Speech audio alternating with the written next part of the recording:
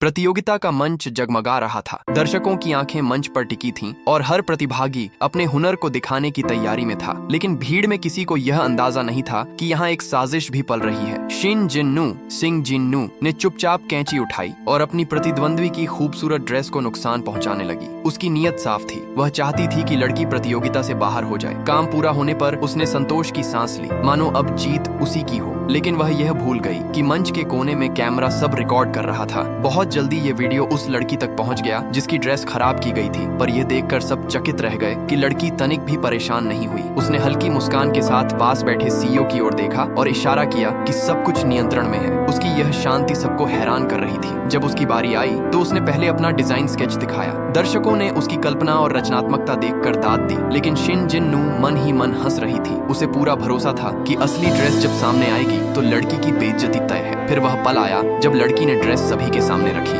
Hall में सन्नाटा छा गया। दर्शकों ने देखा कि खूबसूरत ड्रेस को किसी ने जानबूझकर फाड़ दिया था। सभी के चेहरे पर हैरानी और अफसोस था। सीईओ ने तुरंत अपने सहायक को बैकअप ढूंढने को कहा, मगर लड़की अब भी शांत रही। वहीं शिन जिन्नू को अपनी जीत पक्की लग रही थी। होस्ट ने कहा, आपकी ड्रेस को नुकसान हुआ है, कार्यक्रम के बाद हम जांच करेंगे, लेकिन क्या आपके पास कोई दूसरी ड्रेस है? लड़की ने दृढ़ता से कहा, नहीं। यह सुनकर सब निराश हो गए। सबको लगा कि अब उसकी हार तय है, पर अचानक लड़की बोली, मैं चाहती हूँ कि यहीं मंच पर अपनी ड्रेस को सुधारूं। दर्शक हतप्रभ रह गए। सबको लगा कि इतनी खराब ड्रेस को ठीक करना नामुमकिन है। कई लोग विरोध करने लगे। तभी सीईओ खड़े हुए और बोले, यह मेरी पत्नी या किसी रिश्ते की वजह से नहीं, बल्कि एक कलाकार और उसकी मेहनत का सम्मान है। अगर कोई और होता तो भी मैं यही करता। उनकी बात सुनकर एक जज ने भी समर्थन किया और कहा, मैंने इसका स्केच देखा है, इसे मौका मिलना चाहिए। फिर भी कुछ लोग विरोध में थे। वे कह रहे थे कि यह नियमों के खिलाफ होगा। तभी लड़की ने कहा, नियम है कि हर प्रतिभागी को 45 मिनट मिलते हैं। मेरे पास अब भी 30 मिनट बाकी हैं और मैं वादा करती हूँ कि इन्हीं 30 मिनट में ड्रेस को सुधार दूंगी। लोग हंस पड़े। किसी ने कहा, 30 मिनट में यह असंभव है। किसी ने ताना मारा, इतने कपड़े से कुछ नया बन ही नहीं सकता।